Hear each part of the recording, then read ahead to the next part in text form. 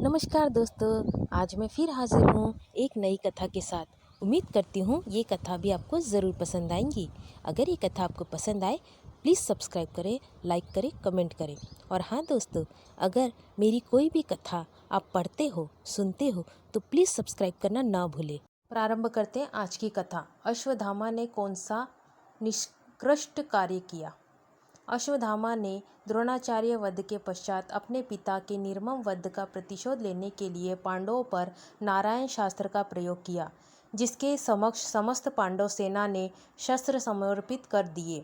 युद्ध पश्चात अश्वत्थामा ने धृष्टद्युम्न का वध कर दिया। अश्वत्थामा ने अभिमन्यु पुत्र परीक्षित पर ब्रह्मास्त्र का प्रयोग किया। छुपकर वह पांडवों के शिविर में पहुंचा और घोर कालरात्रि में कृपाचार्य तथा कृतवर्मा की सहायता से पांडवों के शेष वीर महारथियों का वध कर डाला। केवल यही नहीं, उसने पांडवों के निद्रामग्न पांचों पुत्र के मस्तक भी विच्छेदित कर डाले। अश्वत्थामा के इस पतित कर्म की सभी ने निंदा की, यहाँ तक कि दुर्योधन तक को भी यह अनुचित लगा। पुत्रों के वध से शोकग्रस्त द्रौपदी विलाप करने लगी। द्रौपदी के विलाप को सुनकर अर्जुन उस नीच कर्म हत्यारे ब्राह्मण के मस्तक को विच्छेदित कर डालने को प्रतिज्ञाबद्ध हुआ। अर्जुन की प्रतिज्ञा सुन अश्वत्थामा भाग निकला। श्री कृष्ण को सारथी बनाकर गांडीव धनुष लेकर अर्जुन ने उसका पीछा किया। अश्वत्थामा को कहीं भी सुरक्षा नहीं मिली तो भयग्रस्त होकर उसने अर्जुन को लक्षित कर ब्रह्मास्त्र का प्रयोग कर दिया। अश्वत्थामा ब्रह्मास्त्र चालन से तो अभिज्ञ था, परंतु निष्कर्म यानी लौटा लाने से अनभिज्ञ था। उस अति प्रचंड तेजोमय अग्नि को अपनी ओर आता देख अर्जुन ने श्री कृष्ण से विनती की, हे जनार्दन, आप ही इस त्रिगुणमयी सृष्टि का सृजन करने वाले परमेश्वर है। सृष्टि के आदि और अंत आप ही शेष है रहते हैं। आप ही अपने भक्त जनों की रक्षा के लिए अवतार ग्रहण करते हैं। आप ही ब्रह्मा स्वरूप हो रचना करते हैं। आप ही विष्णु स्वरूप को पालन करते हैं और आप ही रुद्र स्वरूप को संहार करते हैं। आप ही बताइए कि यह प्रचंड अग्नि मेरी ओर किस ओर से आ रही है और इससे मेरी रक्षा कैसे होगी। श्री कृष्ण बोले, हे अर्जुन, तुम्हारे भय से व्याकुल होकर अश्वत्थामा ने यह ब्रह्मास्त्र तुम पर लक्षित किया है।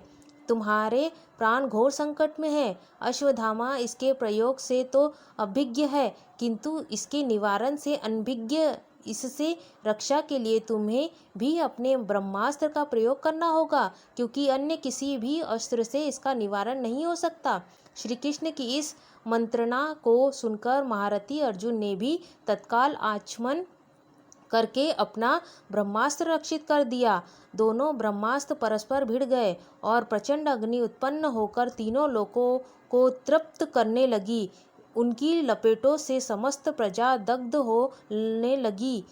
इस विनाश को देख अर्जुन ने दोनों ब्रह्मास्त्रों को लौटा कर शांत कर दिया और झपट कर अश्वत्थामा को पकड़कर बांध दिया। श्री कृष्ण बोले, हे अर्जुन, धर्मात्मा, निर्दामग्न, असावधान, मत वाले, पागल, अज्ञानी, रथहीन, स्त्री तथा बालक का वध धर्मानुसार वर्जित है। इससे धर्म विरुद्ध आचरण किया है। निद्रा मग्न निषोध बालक का वध किया है।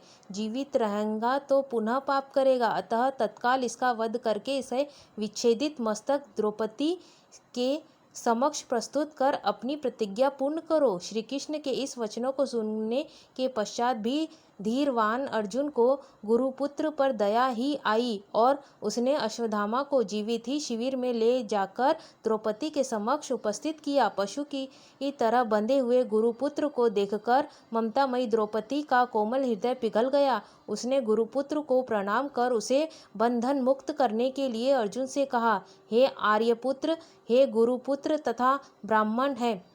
ब्राह्मण सदा ही पूजनीय होता है और उसका वध पाप है। इनके पिता से ही आपने इन अपूर्व शास्त्रार्थों का ज्ञानार्जन किया है। पुत्र के रूप में आचार्य द्रोण ही आपके सम्मुख बंदी रूप में खड़े हैं। इनके वध से इनकी माता कृपि मेरी तरह ही कातर होकर पुत्र शोक में विलाप करेंगी।